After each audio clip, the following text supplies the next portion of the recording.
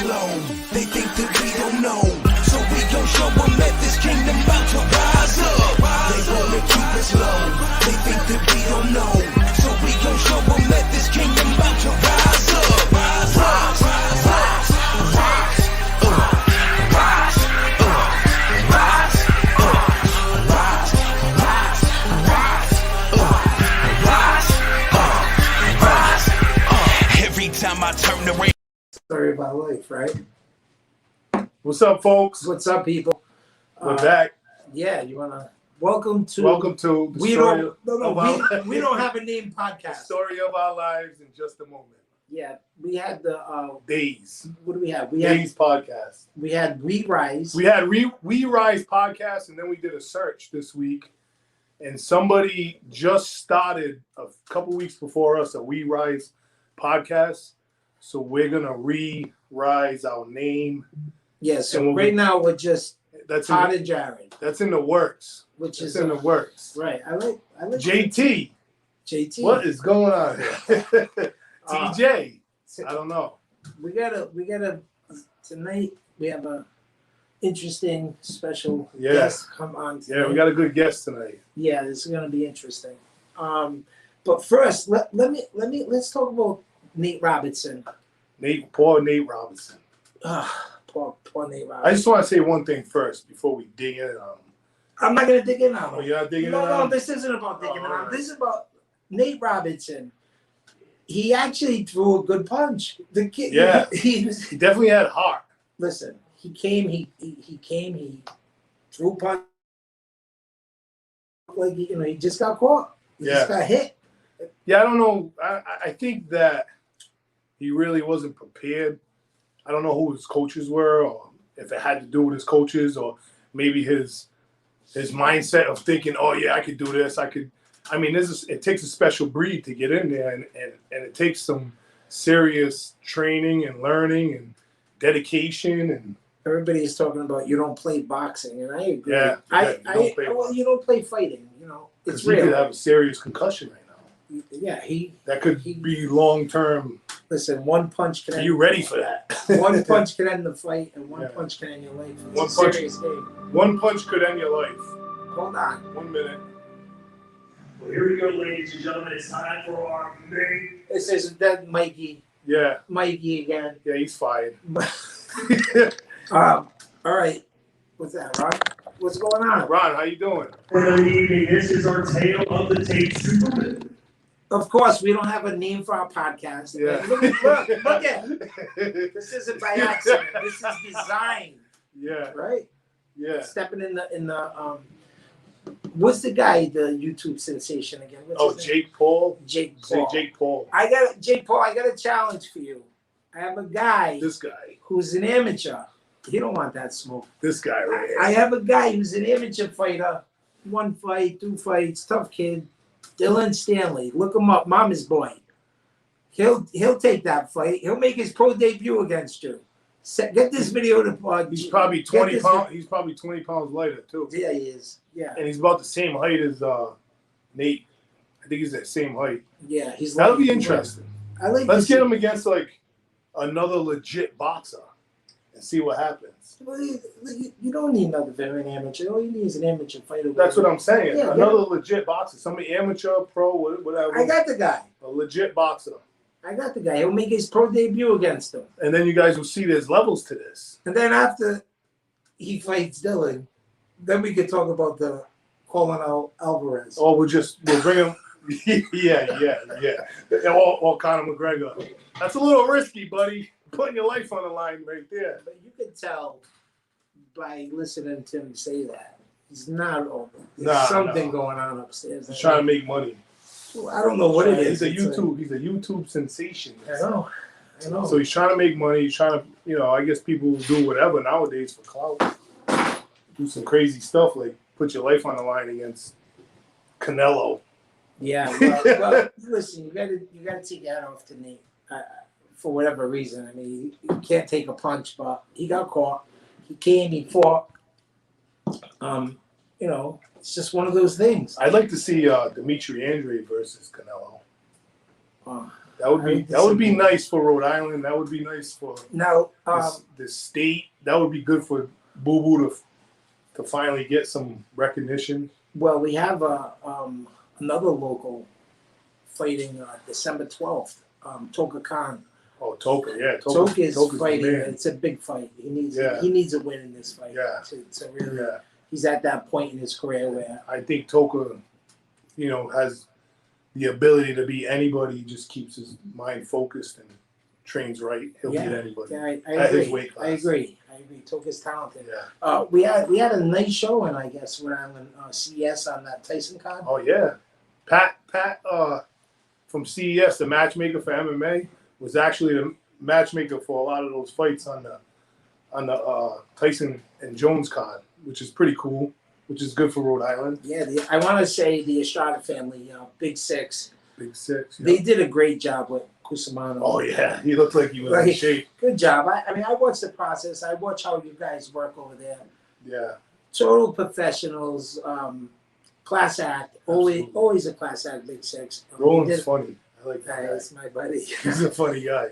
Roland. Make sure you pay your dues because Roland's coming after you. I don't care if there's 2 weeks off You're this right. month. 20. Right, was it? Stay home this month. Right? Stay home. No one's Wait, you can jump rope in the parking lot, he said. Rolando, you got the funniest post. I'll go to your page just to laugh because you're raw. I love it. Yeah. He's raw. Absolutely. There's another Thursday. Obviously, the pause is on. So Thursday, A&D Fitness, my dear friends Joe Reverdes and family, amazing people. Yeah. 0 cases of COVID coming out of any gyms. Yeah. This is actually healthy for you. It's actually which Yeah. makes your immune system Yeah. strong to fight, Absolutely. stuff like this. But there's a rally Thursday with all the gyms are gonna rally In Providence? down at the State House. Wow. Yeah, so I'm in support. If Joe. you can take part in that peaceful rally. Yeah, man. Everybody, I got Soul Solutions. They come in here, they spray my gym. Now we're closed for 2 weeks. That's another topic. We could talk about that all day, but I don't really want to stay there. Let's talk about the Patriots. Patriots, how'd they do this week? This guy, I'd rather talk about the Raiders, but not this week. why not? Let's talk Last about week, the Raiders this week. The Raiders. You Wanna know what I They noticed? got beat up on the 3-7 I don't. Falcons. Yeah, Right? but I don't. Tell me if I'm wrong though, because in the beginning of the season, David Carr, he had something different. Derek Carr. Derek, Disrespectful. He's disrespectful. Right. He's Carr. fired. I was gonna just He's say fired. names. I wasn't sure. But in the beginning of the season, He did that on purpose. he had this laser focus that he looked like, all right, if he could maintain this. No, he's got it. I think our defense is just short, man. They're coming up short all the way around. Offenses this week was a little tough, but if you watched the Kansas City Raiders game, it was a shootout. It was whoever had the ball last was going to win that game. So Derek Carr's on. He's on point. We got a lot of. I think Waller, our tight end, he's the second best tight end in the league right now as far as stats go. You know what I'm saying? So Well, that's what's special. They one player don't make a team, and we're not going to talk about. I'm with it. We're not going to talk about the Steelers because they don't. Yeah, all you Paul, Steeler fans, we're not even going to bring them up. including Paul Morse. All of them. I mean, I get so many of them. It's crazy. yeah. But they tortured me for 20 years because the Patriots 20 years. Oh yeah. We just smacked everybody, and we're still. 10-0. They haven't really been playing nobody. Mark my word, Patriots are the team you don't want to see Oh, in here the we playoffs. go. They're the team you don't want to Yeah. play. They're going to be Right the team. now with Cam Newton, If we keep winning, we're Yeah. the team you don't want to. that's a big if. I know. You don't know who's going to show up every week. No. 2020 is a crazy year. Right Yeah, now. Let's it face is. it. I mean, I said that about the Raiders this week. I mean, it's a crazy year. There was no preseason. Practices are messed up. We're losing players. The only thing I don't respect is why did the Steelers got postponed, but then you had I think it was the 49ers. All 3 quarterbacks were sick. yeah. They wanted their like quarterback coach to come into the game. Why didn't they postpone that? They said they had to team- play without a quarterback. They had said team. that. They have team favorites. The NFL has team favorites, and And Steelers. NFL, even You're one of them. even in the basketball, it was like watching them play basketball was just horrible. Yeah, yeah. It's like just no fans, nothing was. It wasn't. So 2020 is a scratch. So I thank would you just to take 2020 and just yeah. erase it. Well, thank you to Mike Tyson and Roy Jones. Then it was a good card. The It was a good undercard card. was good. They put a good show on. I mean, besides some of them rappers, you were like, what? I don't know what was going on there. I don't know what They was just going on looked with the rappers. awkward in their But can shows. I say Mike Tyson and Roy Jones were at dinner prior to the fight together. Yeah, they choreographed. Let's hug it out. Let's whisper in each other's ear. Let's just get through this Who and threw the most hugs? take everybody's $50 pay-per-view because everybody bought it. It was So worth it though. It's boxing in that aspect is almost like WWE. Yeah. It's I marketing. mean that's sad. It's true though. Like But- people like us want to see talent and Right. hard work rise. What was bigger than when Mayweather fought McGregor? The hype Nothing of that was fight. bigger than The that. hype. Nothing was big. They were on a plane together going to the press Who conference. made more than together. $100 million in a fight? That's what I want to know. And it's marketing. Yeah. And at the end of the day, you know, I thought it was a close fight though. close fight. McGregor just got tired towards the end. That Yeah, whole fight, yes. so He has conditioning issues. well, the whole fight, I was waiting for McGregor to throw a punch with like a punch. Something. Oh yeah. Pity pat. It was like, Yeah. what was that? I didn't get that either. I was like, I thought he was gonna be like, But think about it. You're coming from a whole nother sport where you're fighting the best of the best in the sport. So you're not gonna go swinging for the fences if you're smart. You know what I'm saying? I thought it was gonna be like, you know, he's bat, boom, boom. Yeah. you know. He's putting something at the end of the combination. I was like, why? Where's Yeah. the finishing? Chris, bat.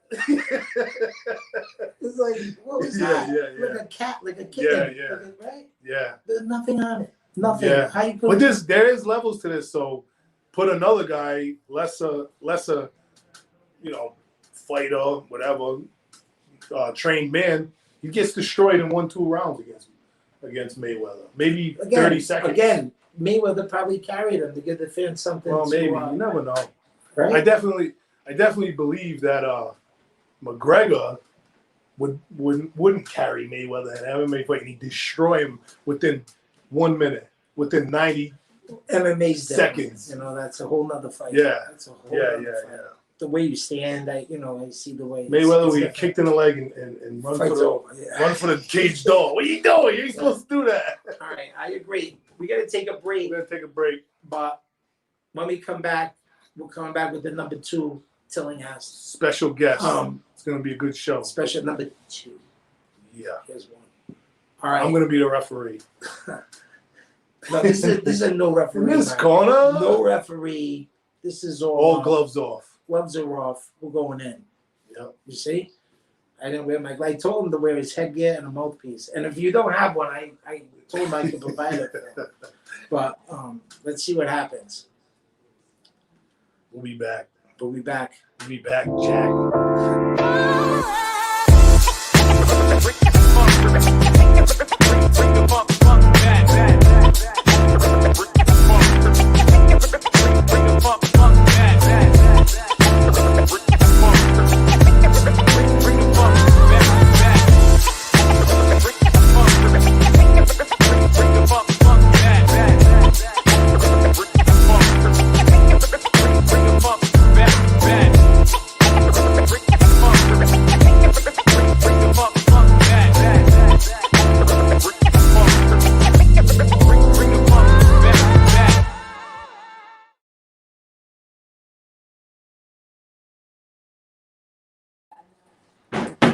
Welcome back. Look who we got here. Oh. Mr. Jerry Tillinghast. All right, I'm getting in trouble. I'm excited about What's up, today. JT? How you doing? Everything's going fine. Everything's doing fine. All right. We want to know. You guys were Who's talking better so looking? much, you almost put me to sleep. We Staticky we again. want to Just know saying, who's better you know? looking. You Wait a minute. It's static. Well, this You got guy. something to say, Todd?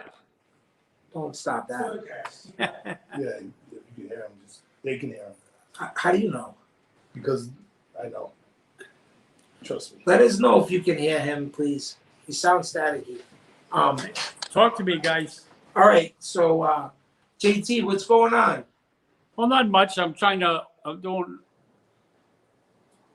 around, stay out of this COVID-19 business and take care of myself. And in process, me and my videographer, we're doing our own podcast. We started last week. It was a pilot. It went okay, but we had to make some adjustments. It'll be better this week. We're going to be doing it every Wednesday night, 7 o'clock. But we're not going to be doing all that, too much. We'll start right on time, hopefully. What's it about? What's the premises of it? Well, the premise is just getting people up here in the community to come in and talk about their life experiences. Just to let people know that they mean something, that they do have a life, they do have a story. And with just some certain people, there'll be maybe some celebrities, maybe local people. It all depends. Right now, we're at the beginning stage, so we're scratching our heads on what we're going to do. You said celebrities? Possibly. It won't be you. I'll be the first one then, huh? You and Todd are excluded. Listen, I'll be the best first celebrity you have. I know, yeah. You're And I'm gonna be the only best. celebrity you know. You're going to be the How best you gonna get on silent the one. show. What? You're going to be the best silent majority, you and Todd. I'm just saying. You have access to the biggest one, so I could be your first guest, and that will Listen, set you up. I'm already stealing your guy. You steal everything of mine. Let's Of course not get I into do. it. I get There's nothing wrong with listen. that. I call guys I haven't talked to in 20 years. I just seen your See- father. He was here. He left you're at people's shops all over You the call it state. stealing, I call it networking. I want supposed to. I know, but I kind of want to dig right in and ask a question. Go for Come it. on. I want to know what Vietnam was like. It was scary. It was scary. Every day your life's on the line. Yeah. You're going on patrols. You don't know if you're coming back. You just have to do the best you can with the knowledge you've been taught and do it as best you can. And I want to just stipulate, see, there was times over there, and if anybody ever came and told me they were in Vietnam, and they said at one point in time they didn't have any fear, they're lying. And it's not the fear that you're afraid, it's the fear that you keep your adrenaline going. You have to have that fear to keep you on your toes. So you're watching everything. You have to, because you never know what's going to come from. Could be a sniper, could be a spider trap, could be an all-out assault. You don't know, because we're going in their area. That's where they live. They got everything mapped out. We don't. So it's kind of it.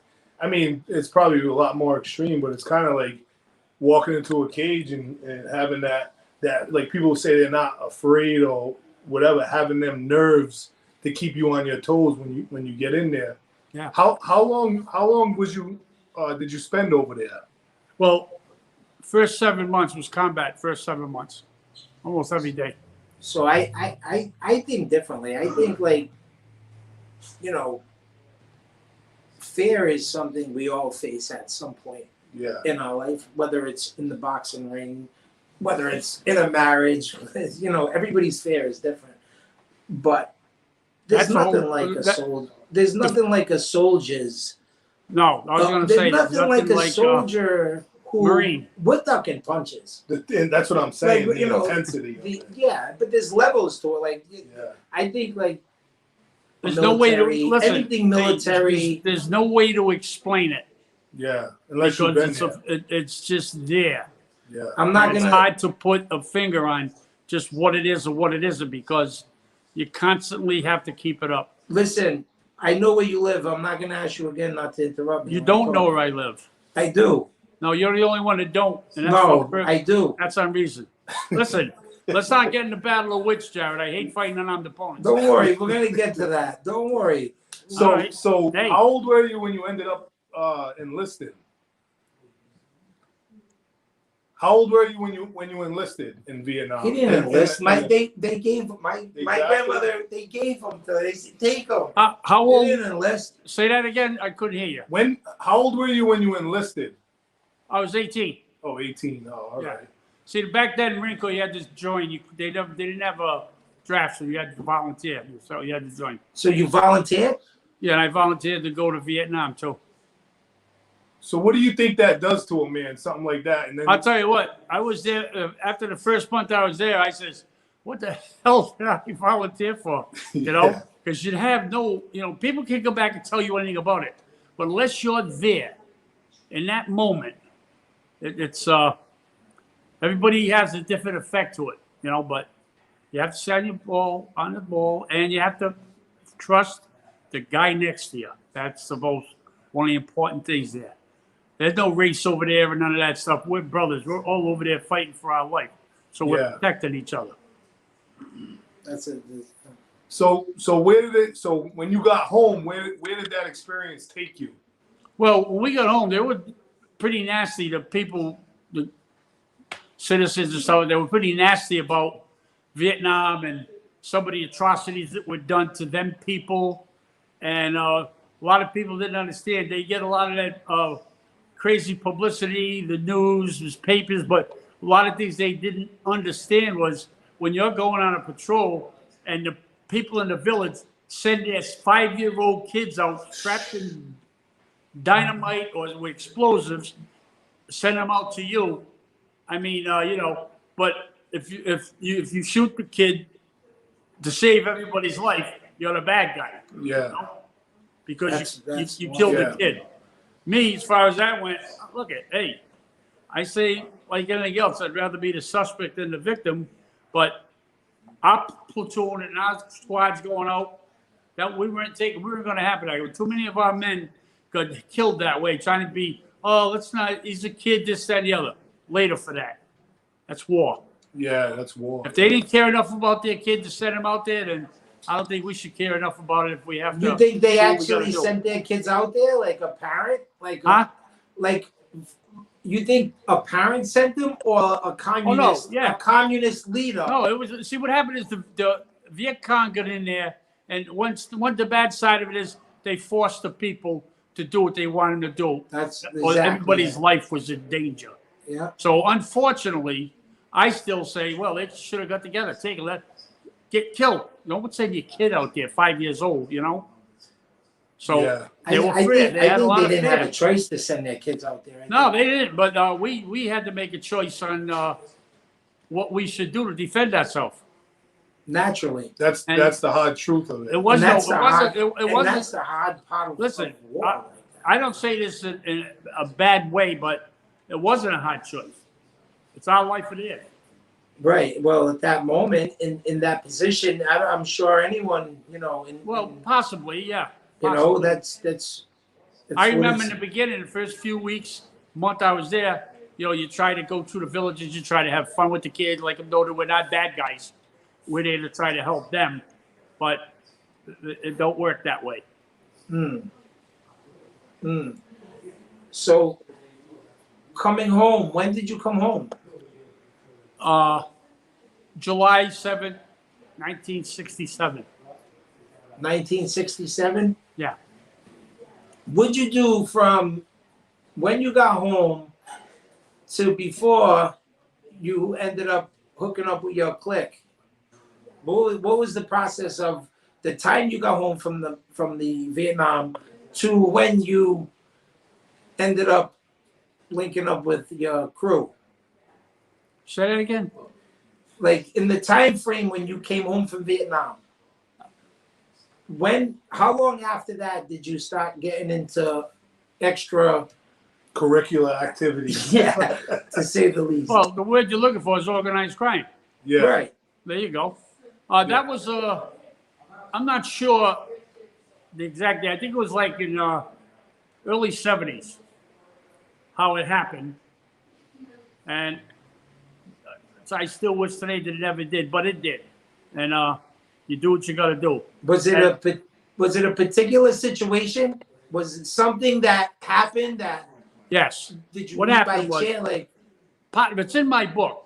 Hopefully, people, I got the book, but I'm talking for me because I'm asking maybe somebody else don't know. Well, that's why hopefully they'll go and they'll get a book because there's a lot more in it. But what happened Can was, can we plug that book? Listen, sure you that's can. gonna cost you. Put the check in the mail, plug in your book on my show. That's the way it goes, brother. $25.95. Put the check in Listen, the mail. There's choices. a lot. You gotta build all these. Choices, we make them, we own them. Hey, you know, but to get back to your question was, and don't interrupt me, you know, but I was they had an old diner called the Peter Pan Diner, and 50, and this is old life, 50, 60 guys used to meet there over the weekend, all the time. So my brother Harold, God bless his soul, and I love him to death, I wish he was here, but he had a tendency to brag about certain things. So I told him, Harold, stop doing that because somewhere along the line, somebody's going to call you on that and you're going to be in a tough spot. Well, I was at the diner. I'm looking for my brother. I said, where's my brother? They said he's around back. I said, oh, this can't be good. So I went around back and he was there and he had a shotgun. His eyes were as big as yo-yos and he was pale. So I took it. I said, get out of here, because I did that because I was afraid that I don't know what he was going to do, but if it got to the point where he decided he didn't want to do it, then I was afraid he was going to get hurt, and then I was going to have to come out of my Vietnam bag and go through South Providence. But be it as it may, he did go home and everything like that, and I was approached, and they said, well, where's your brother? I said, don't worry about it. He went home. Well, I said, look, and I said, don't worry about it at home. I said, right now, you got the best right now, so don't worry about it. Whatever you wanted him to do, I'll take care of it. No problem. And that's what happened. After that, I kind of made that bad mistake. That was one choice I wish I never made, but I did. And I tried to do the best I could with that choice, because you can't go into something like that half baked. Yeah. Go all the wouldn't way, be not here. 100%, And 200%. And you came up in Providence in a tough time, the 70s, 80s, Yeah. when those days, you know, It was a transition. Well, back South then. Providence at the I think time it was rough. transition. There was a lot of racial stuff going on. Yeah, that's what I mean. And but we got along. We lived with each other. We got along in the neighborhoods. And listen, we fought against each other. We fought with each other. Anybody that tried to come into South Providence, we all got together. It was just one of those things. I got some great friends that came out of South Providence, and I value their friendship. Well, I'm also talking about, like, besides the race riots, the organized crime. It was peaking. That's when Senior was alive. Yeah. You know, well, They were serious. That was He was reigning. You know, those that guys, was before my time. I wouldn't know too much about it because I never ever thought that I would be thinking about it or even getting involved in it. Whatever happened on there, like I'll tell you one thing, you saw junkies. You never saw one. If you saw a junkie, it was a rarity. That's how much it was kept. Well, quiet. I think crack got big in what, the 70s and 80s, right? I think it was 80s or 80s. Well, after the 78, after that, I was in jail Yeah. for the next 30 years. So a lot of things took place. I still stayed in touch with a friend of mine just to come visit me, and I asked him, what's going on there? What's going on? Only for general knowledge and to stay on top of things. And which was good I did, because I used to get the paper, watch the educational programs, went to the education area, got a job there, educated myself. I got quite a few college credits, and I just applied it. I took the system and I tried to use it to my best advantage, and I did. At least I wanted it. I had that drive, because there was a lot of guys who they'd get high, they want to play basketball. I'd say, Jesus, guys, what are you doing? You're going to spend your bid playing basketball? Come on. But that was their choice. So when you first got involved when this incident happened, did you already have a wife and children at this point? Say it again? When you first got involved with the situation with your brother, when you were leaving the club or whatever, did you already have a wife and children at this point? No. Oh, okay. So I met my kid's mother not too much after that, As a matter of fact, I got charged with a murder case in 1967, the end of 67. I think November, December, and I went for waiting trial. And when I came off there, the charges were dismissed. We're there for 3 months. When I came out, that's when I ran into their mother. And at first we didn't hit it off. So I said, okay, fine. And then a couple of years later, we ran into each other again. And look what I got. That poor soul, my poor mother. Look what I got stuck with, My Jared, poor right? mother. I pray for her every day. I don't know what happened. That poor soul had to. No, I feel terrible. I feel terrible every second for Yeah, I mom. know, yeah. Yeah. Well, Let me ask you something. Let's back I up guess a in little. your mind, there is a God up there. Good luck. What's that? I said, in your mind, I guess you believe there is a God up there. We all do, or something, a higher power. Say that. That was okay. You know? I get what he's saying. Oh, what? I'm just here. I'm nobody. Right. No, he's you're just here. like You're a over totem there. pole. You're running your mouth with them. Don't back up. We're in this together, I man. mean, step up, man. Listen, you ain't get. Listen, you've been away a long time, buddy. We don't shine shoes anymore. Well, hey, you want me to tell them where your shoebox is? No, please don't. Yeah. Listen, you guys. Let me ask you unfortunately- something. Let me ask you a question, quick. When you were locked up, right? How, in the beginning, when you first went in the early '70s, how was the treatment that you got inside the walls, inside the prison? Like, how was the treatment from the, like, how did you get treated opposed to later on in your sentence? Well, people that don't know him, how did you get locked up? Well, all right. It's called committing a crime. Right. Committing a crime. No. Just saying. What led to that? Money. Money. It was money motivated. See, that happened well afterwards. See, Jared, I couldn't understand your question. Say it again, please. Oh, go ahead. Your question. It was about the treatment. How was I treated on the inside? In the beginning, from when you first went in, opposed to later on when things changed. Obviously, everything changes. Well, it was good. So I knew a lot of the guys in it when I went in there, and I'm not bragging on it, but I beat up a lot of them. They were out before they went in, but they knew me. Were they blind? Huh? Were they blind? Were they fine? Blind. Blind. Yeah, they were blind. Yeah.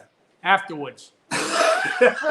Yeah, but I went in there, and because of being known on the street and other people we ran when we were in there, they already knew all of us. And when we come in, it was just like, it's just hello, how you doing? Everything was good. In other words, they accepted you and they didn't bother you because it would have been consequences would have been severe. So from what I heard, what was that? So in the 80s, they said there was an ambulance parked out, one for the inmates and one for the COs at all times. There was more than one. Because there was something going down all the time back then. Yeah, basically, yeah, it was. We had 3 to 5 riots, and they get scary. I have a question. When you got stabbed in prison, what year was that? I'm not sure. Because I remember I was young. I had to be 10, maybe 11. I don't know. How old was I? I think it was about maybe 86. So, yeah, I went to Walpole. I was at Walpole. Listen, I went to Walpole 1980. I was there for 5 years. I screwed up a few people, and they ratted on me, and I got sent back in 85. Shortly, somewhere between 85 and 86, in that area, there was some shit going down, and that's when it all happened. So tell me about that situation. I remember this. I believe I came home from school. I was young. So coming home from school, the news was on, and they had the maximum security on the TV. This is how I found out about it. They had, you know, they were showing the prison, and then they showed them wheeling you out in a Right, the wheelchair, wheelchair. with a white towel over your head. Yeah, did you see my hands? I was spinning my thumbs. I was pissed. Yeah, well, I didn't look at your fingers. Sorry. Well, how that happened was a kid, I won't give his name, came up to me and he was talking about the kid that ultimately stabbed me from behind. Was in what we call the industrial building. The window was open and he was right there. And he said, Jerry, what should I do? I said, about what? He says, well, he called me a stool pigeon. I said, are you? He said, no. I said, then you know what you got to do. What are you asking me for? You know? And the guy up in the window thought it was high, and he misheard or misunderstood what we were talking about. So that night, the kid that originally came up to me and 4 other guys, they jumped that kid and piped him and everything, but they didn't do much damage to him. So a couple of days he's there and he couldn't get out of his room. So I went and told the officer, I said, look, let him out. Because I'm not paying attention to it because I had nothing to do with it. You know what I mean? So, but by me giving him that conversation, that guy took it as though, because, well, then I gave him the okay to do it. So that's how that's how that came about. And I'm in the print shop and I was like bending over counting envelopes and I get this bang on my back because we always used to fight in jail. Always punch each other just in case stay in shape. And that's what it felt like. And when I jumped up, I turned around, he got nervous and backed up. I see a cut up license plate, all blood on it. So I went right to I used to run the cutter up there, which cut all the paper. And I had a nice pipe there. So I went to grab it and he come right behind me. I had to use the chair and I had to let him stab me 2 more times before I got him. And I got him. But the whole thing was, that's why I lost, I think about 45% of the strength in my left arm. Wow.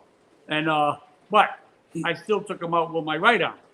But the thing of it was, I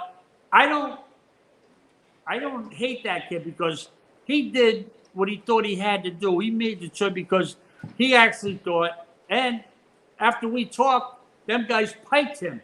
So somewhere along the line, I kind of gave him saying, okay, and Jerry told him to do it. So, and he had to be real high to take that shot. But he did. And it is what it is. Where did he stab you? In the neck, in the back. In the back of the neck? What was Automatically, my left was arm the went weapon? right dead. what was it? A license plate rolled up into like a knife?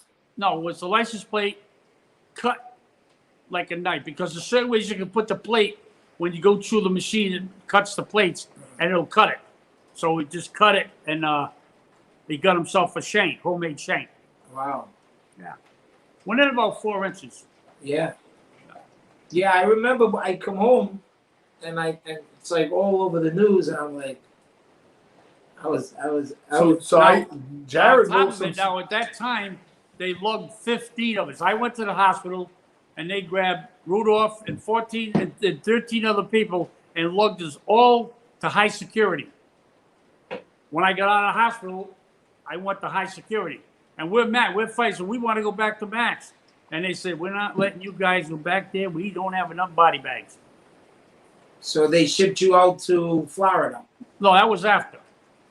So this was one riot that had happened, or Huh? this was just an incident. Yeah, this was an incident. Oh, This wasn't a riot. This was yeah.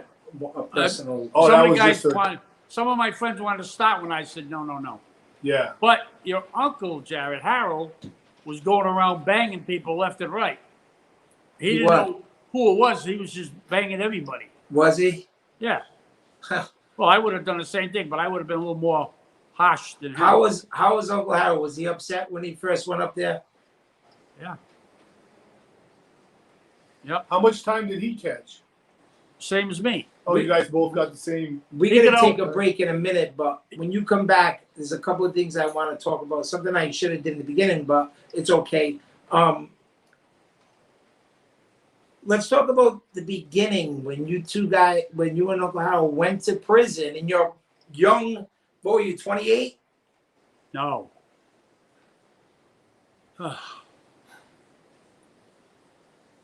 31. You mean for the murder case? When you started your how, and what was the total? 36 years? No, what do you mean? 33 and a half. That's how much time you did? Yeah. Well, I did 2 couple of year bids before that. All right. I That's- did one 2-year sentence for a friend, and I got busted, but I didn't do it. But we laughed about it because the same thing happened to him 3 years later. Is that before you had Yeah. me? Yeah. All right, we'll be back in a minute. Yeah, we'll be right back. All right. JT.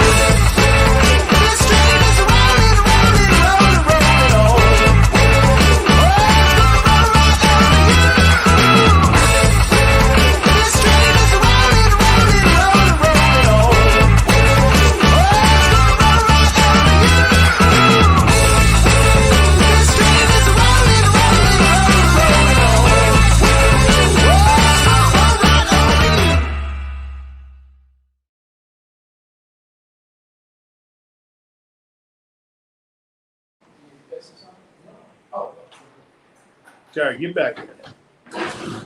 Huh? What'd you say, Todd? Are we back? Yep. We're back. Jared's Yeah. a handsome fellow still. I want to know. No, I'm going to leave it No, alone. don't leave I it was alone. going to get involved. Get involved. Who's better looking? That's Me. A no-brainer.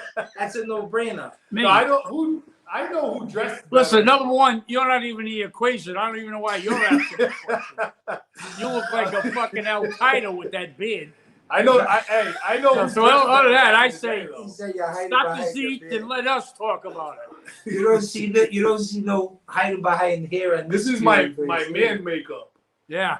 Man makeup.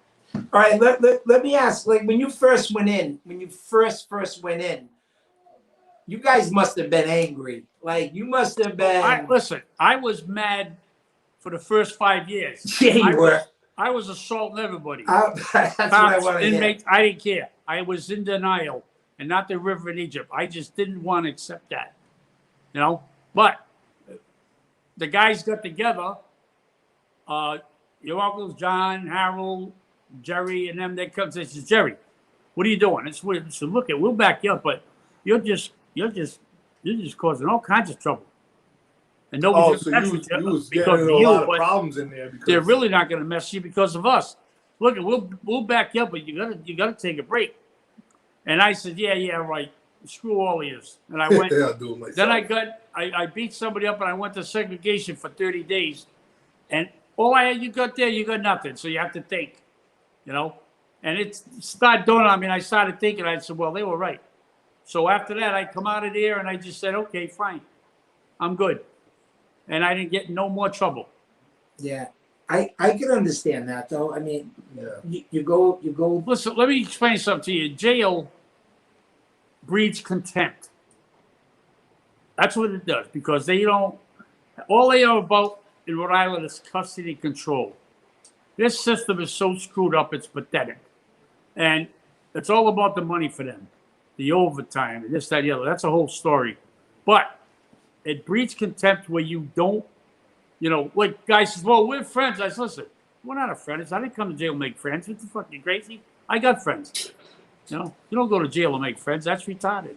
Although I did come out with 2-3 good guys that they were being my friends. But you don't go there with the intention of making friends, Yeah. Well, I don't think if I was in that situation when I was in those dark places, I'd probably just be looking just the same thing, taking everybody out in my path because it was a different animal back Well, I then. don't know. We- Well, listen, Well, the most thing is you're constantly being tested. Yeah, but you can't. Yeah, So you gotta can't be. you can't give an inch because then See, they're no, gonna you take a can't. mile. You can't do it. You gotta Yeah. either you gotta fight them, stab them, pipe them, whatever the case is. But Yeah. if you let it go, it's gonna mushroom and it's gonna Yeah, get it's gonna bigger get and bigger. bad. So you gotta take it the It's a way it whole is. That's different like an world. obstacle.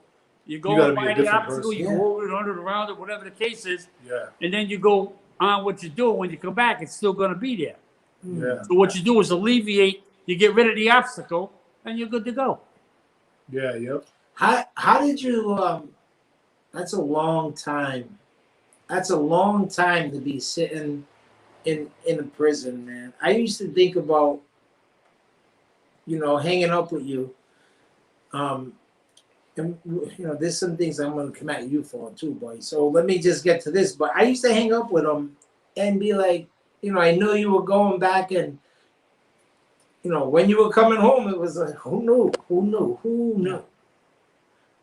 Those times must have been difficult, knowing you have your family out here, and just sitting there would drive me crazy to sit there thinking about my kids and how I'm not there. And let me interject something there. You see what you say about that?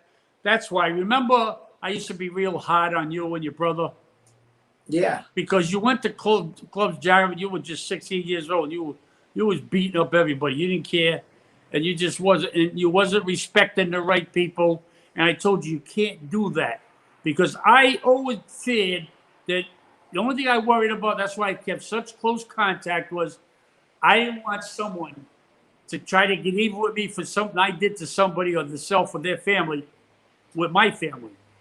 Because then it would have been off the charts. I would have been just ballistic. It would have been, I would have came out and went hunting, But he wouldn't listen, nor his brother. But it went on for a while. I had a lot of people watching him.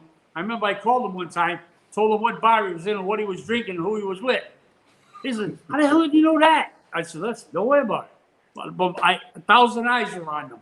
So I felt good about that, I used to go out with a mustache and wig just not to be noticed. When I went in, Jared was only 3 years old. Yeah. You know when I knew I had a problem with him? He used to go to Tiny's gym in Warwick and fight. And he wound up, they give everybody a trophy. So he said, I got a trophy.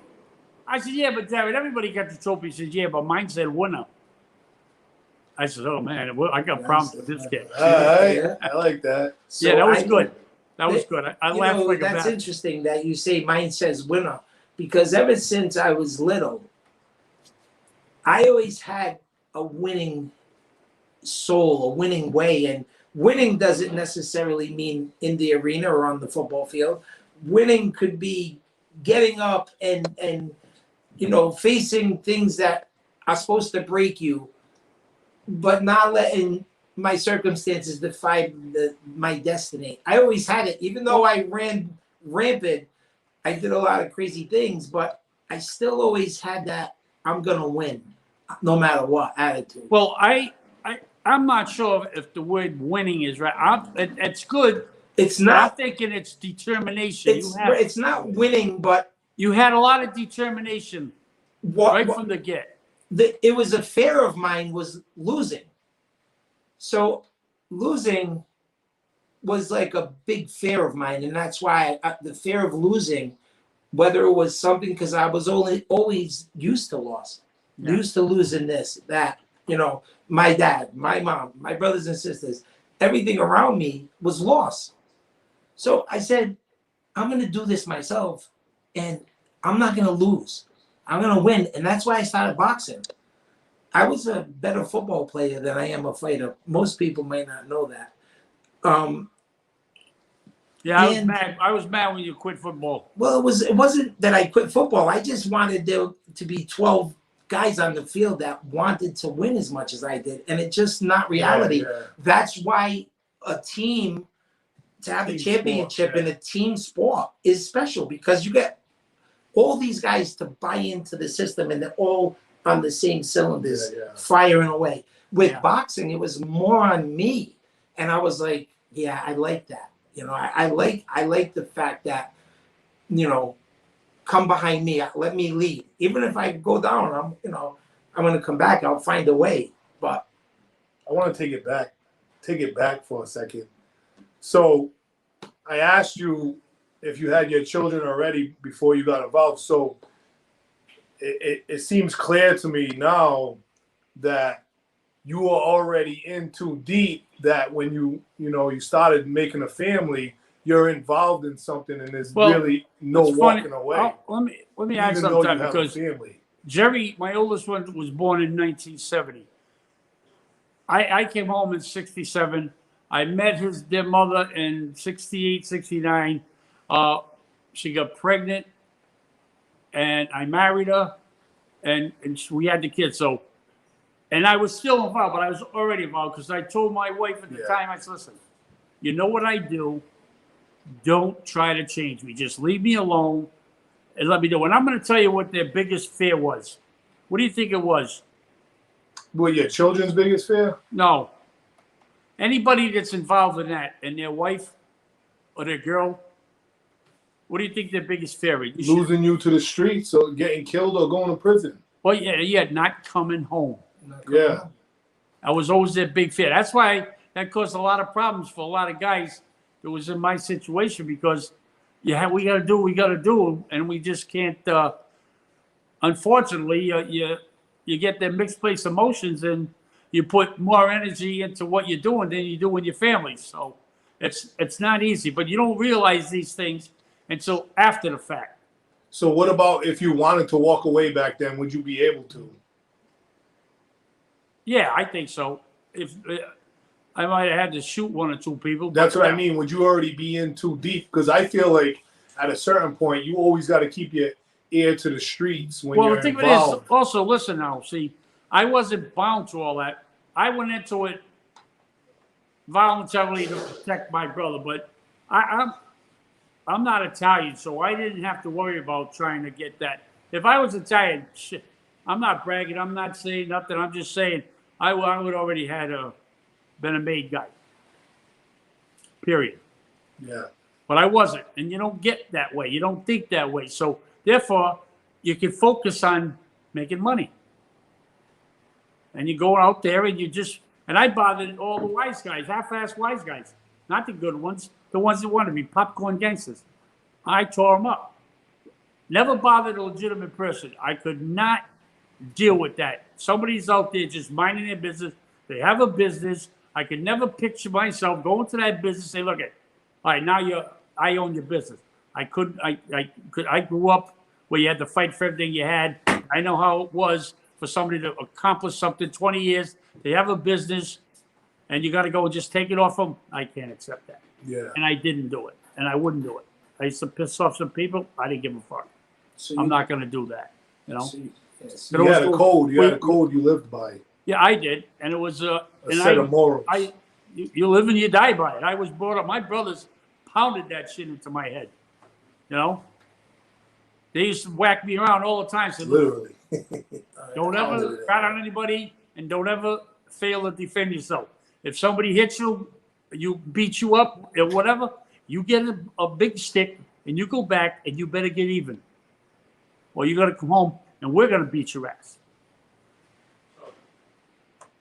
Yeah, looking back though, do you believe those were the right morals and way to do it? I couldn't hear that question. So looking back, what you went through because of your morals and what you learned along the way, do you believe that was the right way to do it? Yeah, do you think that? Yeah.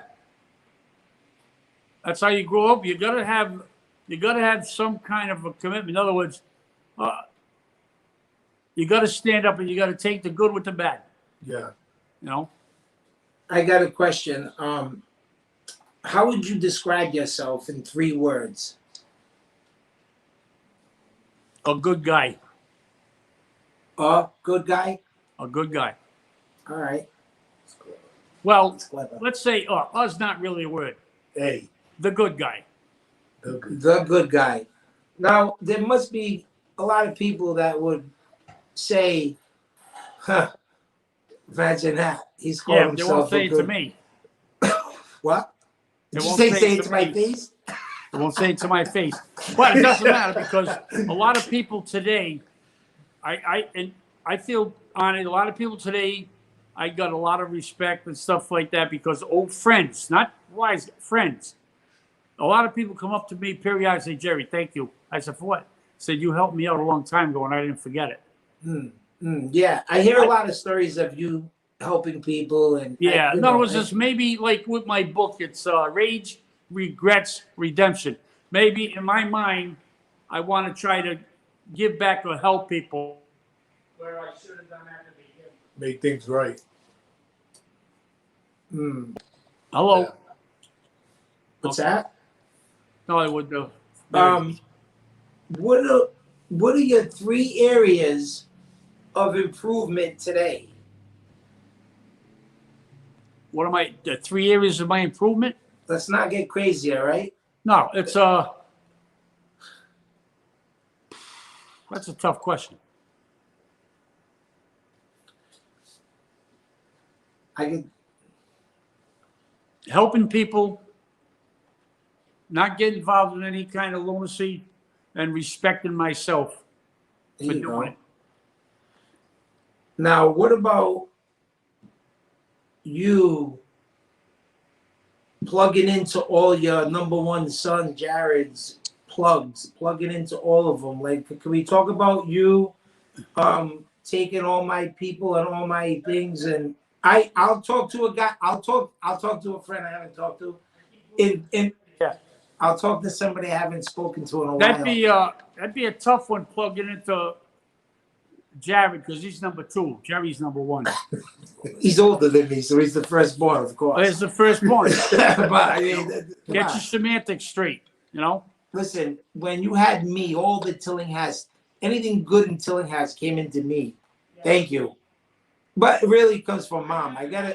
I give my beautiful, lovely mother all the credit for me. Let's read that. See, I never Yeah. had heartburn until you were born.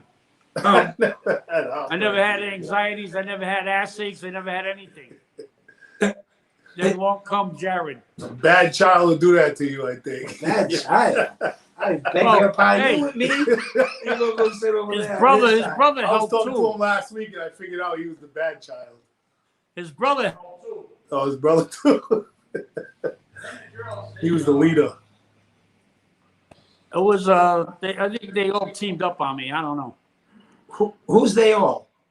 You? Don't say me. I left everybody alone. Ah, shut up. I don't bother a soul. Jerry, you, Christian, and Vanessa. Vanessa, not Jared. I said Jerry, you, yeah.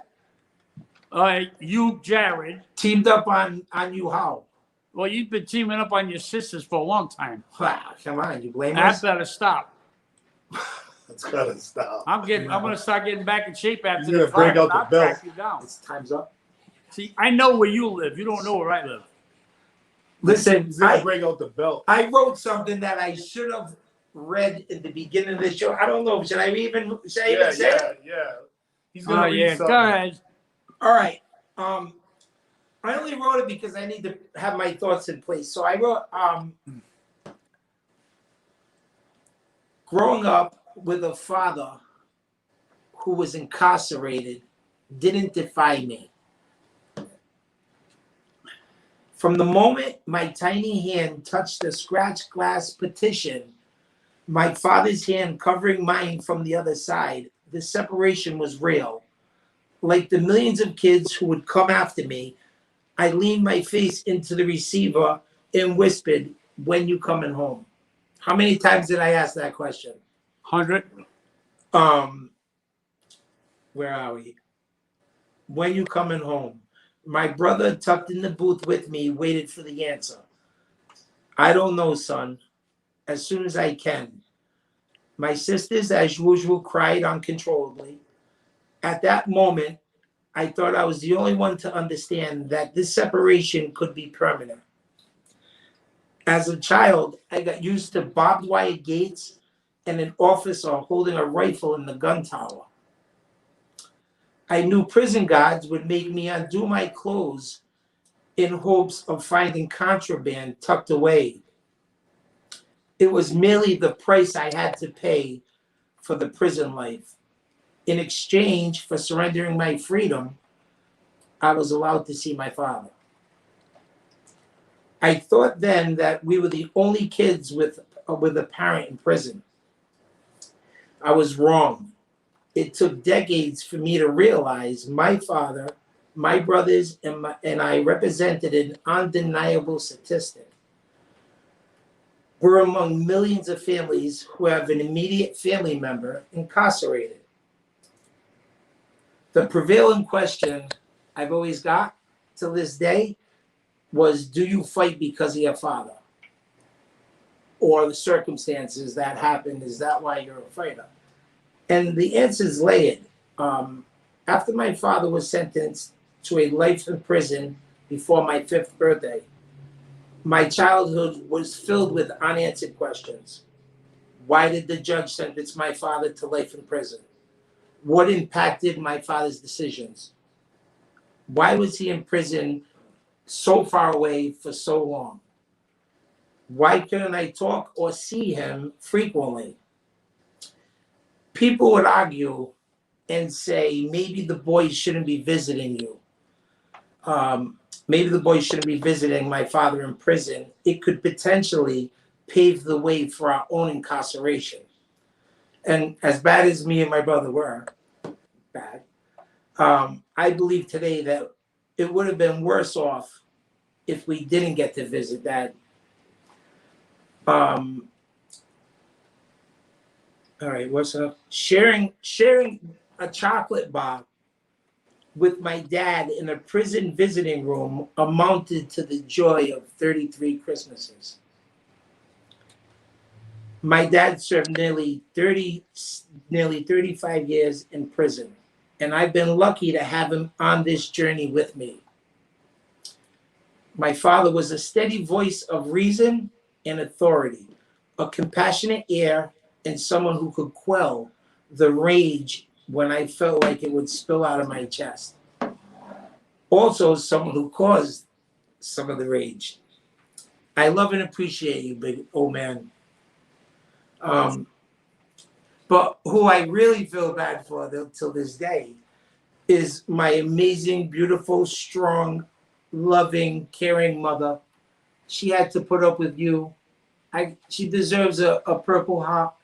Mom, I'm sorry for you. But you You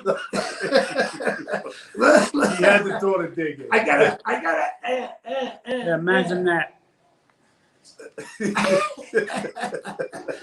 I'm gonna get you for that after this show. I know you are. Leave my mother Close. alone.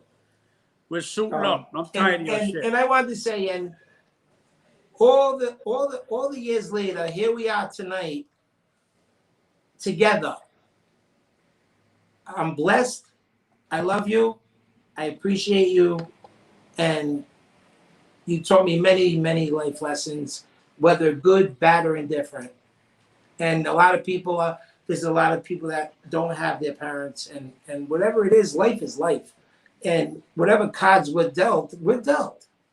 Don't let it break you and defy you, no matter what, no matter who. There's got to be something in you that will get up off the canvas and rise.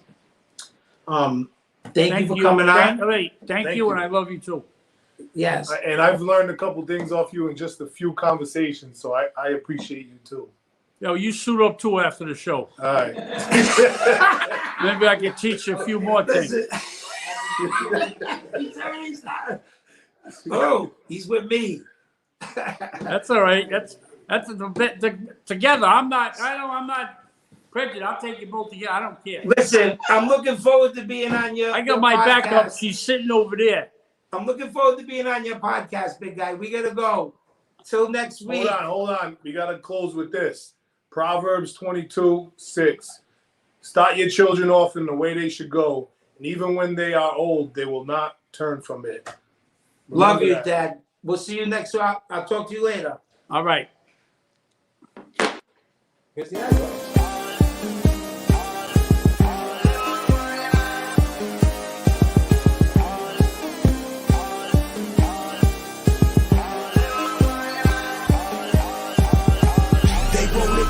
Low. They think that we don't know, so we gon' show them that this kingdom about to rise up. They wanna keep us low. They think that we